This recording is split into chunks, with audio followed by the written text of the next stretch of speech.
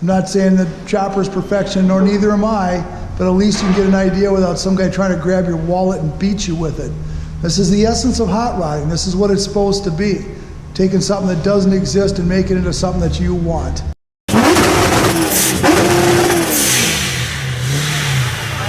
Okay everybody, it's Bart at High Tech Motorsport. We're up at Choppers up here doing this 55 Buick.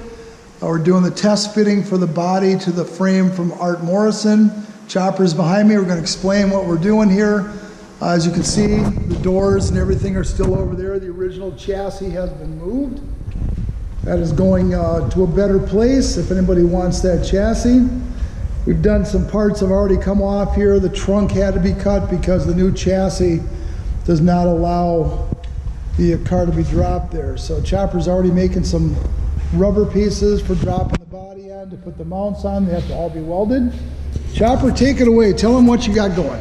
Well, what we're going to be doing now is I've put some rubber mounts on the back of the chassis, and I made some spacers for the front because I want to keep the body 5/8 of an inch off of the chassis to compensate for my polyurethane bushings that will be going between the body and the chassis. At this time of lowering the chassis down, we're going to bring it down and we're going to make sure that we have the rear tires at the apex of the wheel well. That'll give me my axle center line.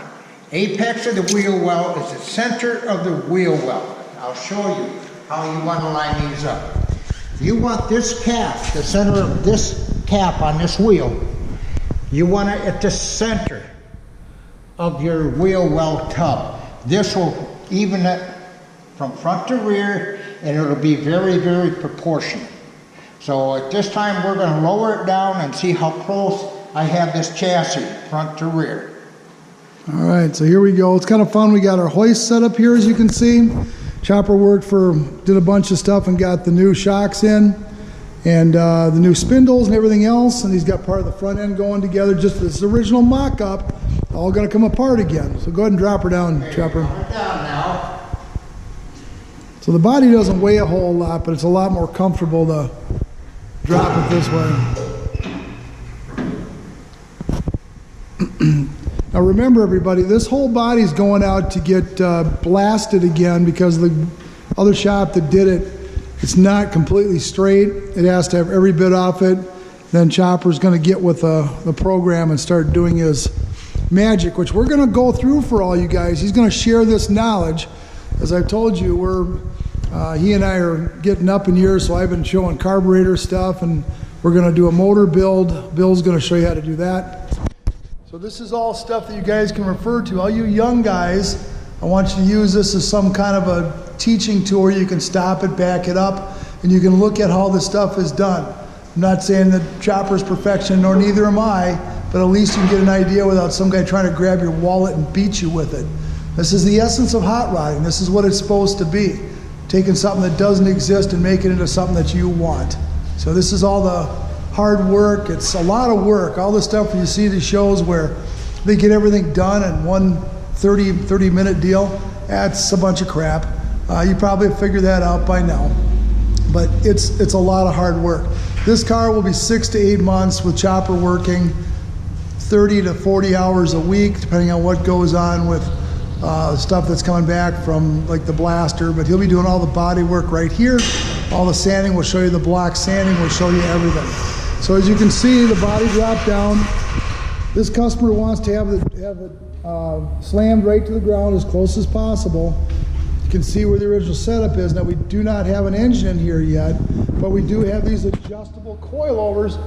But we're both talking about the fact that they've got very, very, very, very little adjustment to them. They only have a total of about 2.5 inches.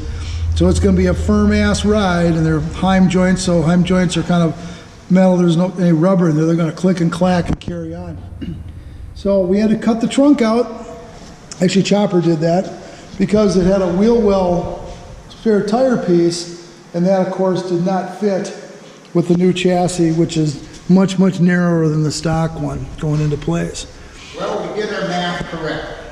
Okay. Here's the apex of our wheel well right here, my index finger. We are pretty much horizontally above the center of the wheel. I will be using the straight edge later to double check and make sure, but right now, gap wise, we're looking very good, front and rear. We look quite even. I'm going to be checking the front end later on this afternoon, putting the core support on, the inner fender tubs I have to trim for the newer suspension. Once that's done, then I'm going to be fitting the front fenders to the car and check out my apex also on the front tires to make sure we got a good stance and a good appearance on the car. All of this is pre-work that has to be done before this body gets stripped and any rust repairs or any body damage being repaired. You might as well understand that you need to pre-assemble, test fit, make all modifications that you have to make at that point in time. Then the body will come off and go on a rotisserie, and at that point in time we will do all the body work, paint, etc., etc. So when it all goes back together, everything goes back together just like a puzzle. And that's the way a car should be done. And it's a whole lot easier doing it that way. It's a long road, but it's easier. Okay, so you can look in the body in here. We've got some things that have been stripped out. This is all going to go out and be all taken care of. Those are the windshield wipers right there, those kind of crazy things with a wire attached to it.